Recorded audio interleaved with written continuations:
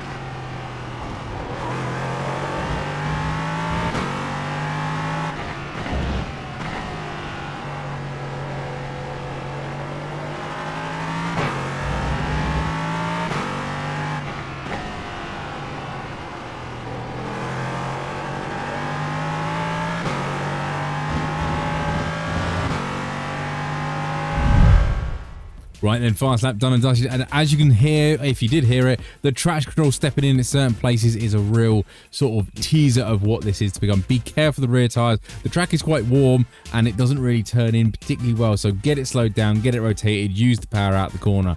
Quite a fun circuit though. Overtaking will be interesting because there's really only this place down at turn 1 to do a decent overtake.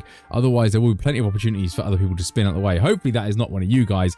So anyway, let's crack on it. You don't want to see that camera information. You want to see the rules tab. Always read this whenever it's available in iRacing because it will tell you where the off tracks and or slowdowns are. So it's very, very useful if you want to maximize your track limits, which we need to do to gain the lap time. So it's always useful having a look at that. Info tab for you is using the fixed iRacing setup, which is what we normally follow. We follow the fixed series, and we've got a moderate use of 44% is what I always use for these guides. Track temp of a toasty 101 Fahrenheit, so that is pretty warm. And the lap I'm going to show you is not this lap because I had a little bit of less fuel in here. It's actually lap 20, which is a 142.193. Reason I'm showing that one is because it's light on fuel. The tires are just warmed up. Sorry, not light on fuel, quite heavy on fuel. Tires are just warmed up, so it's kind of a relatively good race pace lap. You can see on lap 23, I got back down into the 41.7s. So I think that's where my race pace is going to be in the 41s once everything's, honed in and warmed up and going round. But as mentioned, the idea of the game is to see the checkered flag, and if we can do pretty decent and consistent lap times, then you will surely finish well because people will spin out. How do I know that? Because I span about 6 or 7 times in here. So I will mention as we go around on the slowdown lap where the hot spots are for spinning. Otherwise, what else do we do? In my Discord, the OLAP, PLAP, telemetry replay file will all be in there so you can download it and have a nosy at yourself to see where I'm gaining time and things like that. And I'm also using an online telemetry tool called Garage61, which at the moment is free. They are bringing in a paid system to get some benefits, so bear that in mind if you are looking at it. But it's very, very useful if you wanted to compare my telemetry with anyone else's telemetry But it is very useful if you want to compare my telemetry with your telemetry. You can overlay them and see where I'm gaining time on, well, I'm gaining time on you or you're gaining time on me. You don't have to worry about that area of the track so much. So it is very, very useful for learning. Otherwise, I think that's me done and dusted. Let's crack on with the breakdown lap. Oh, like and subscribe to that lovely YouTube stuff. Thanks very much. See you in a bit. Right then, Hungaroring, you crafty little sausages. This is probably the best opportunity you have for overtaking, and it's down into turn 1. It's a long, actually, considering the track size, it's a decent long straight. So bear that in mind as you're coming hurtling down here. Locking up tyre will be crucial. Track tempo was quite toasty, as you saw. But anyway, we're at the start of the stadium. Before this white line that goes across the brake nice and heavy in a straight line. Do not lock a tyre, otherwise you'll end up straight on in Narnia. First gear for this one, I found a little tickle of the apex curve as you go through. Not too much cutting it because there is an off track. And definitely do not run wide because there is an off track there as well. Just about there, it's absolutely fine. Get on the power now, let the car drift over to the right-hand side and stay far-hand right-hand side at this point. Be careful if people dive when you're inside. But just after the 100-meter marker, again, you're braking. You can get on the curve this one, but brake nice and easy. Get most of the speed shrugged off before this corner, mid-corner, and then try and get a late apex. You see I'm turning the car, it's not really responding, so I took a little bit too much speed into there. Get a nice late apex will leave you on the left-hand side of the track at this moment to take this kink flat out. And this is the important thing about compromising turn 2, is to take turn 3 flat out, because that will benefit your run up the hill to turn 4, which will be very, very handy to, i.e. defend or attack cars. Wouldn't recommend going for an overtake in turn 4, because it's scary. White line across the circuit there, little dab of brakes, down a cog. Do not cut this apex because you will end up in a very, very nasty way, and do not run too far wide. Be very careful of that green curbing there. You can spin the car very easily.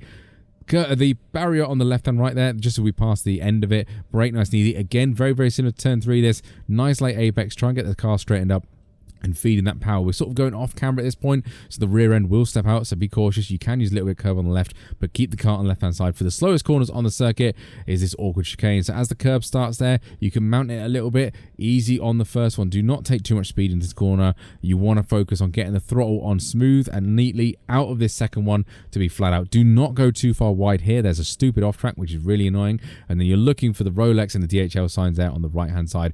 Brake just as you get to them. Loads of apex curb on this one, and you can cut it quite nicely without too many issues. Stick it to the left hand side, little dab of brakes again, and be easy through this one. So tickle the throttle on the way through. You can run wide here, but again, don't go too far wide. Try and keep a tire on the track and you should be golden, and then basically accelerate out of there for this flat out left hander, which is nice. Now we're sort of stretching out now a little bit. We've done the twisty stuff, so now we can concentrate.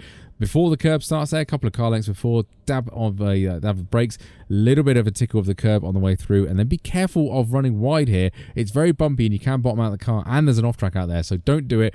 Bad times. Another dive bomb central down here. Brake a couple of car lengths before the curve, so probably 2 car lengths before. Brake on the curb nicely all the way down. Slow it down. You're downhill braking this, so you need to brake more than you think you do. And again, if you run wide there and do a Verstappen and hit the barrier, you will get an off track as well, so bear that in mind. Car over to the right hand side now for the penultimate corner, so just before the shadow. Brake in a straight line nice and gently. Tires will be cooking at this point, so take it nice and easy through here. You want to stay nice and tight to this curb here. Try and get a late apex and then feed in the power nicely. You can run wide here and use a bit of the pit lane entry and use a bit of the curb without too many issues, but get the car over to the right hand side at this point, and we're using that Marshall post. Just as we get to this point on it, you want to brake again, stay left if the best you can, and you see here I actually make a slight mistake. I turn in for a nice late apex to get a little bit of a straight line out the last corner, and I turn in a little bit too early. See, I'm reducing the steering, and then I've got to turn it back on a little bit so I don't run too far wide, so bear that in mind. Don't apex too early on that last corner. Try and get the run down there. That corner will be, if you leave the door open like that for racing, you probably will get someone going up your inside because they're going to be a so-and-so, but let them go. Try and get a better exit and you'll be able to overtake them into turn 1. This is going to be an interesting week. This is a very, very tight, snuggly circuit that there's not many places to do it. It's kind of sort of a half-assed effort to get an overtake through here, but as with anything, make sure you survive, make sure you see the checkered flag, and multiclass is going to be hilarious, so enjoy that while it lasts. Otherwise, thank you very much for watching. Don't forget to like and subscribe, and love your YouTube stuff. I will catch you on the next one.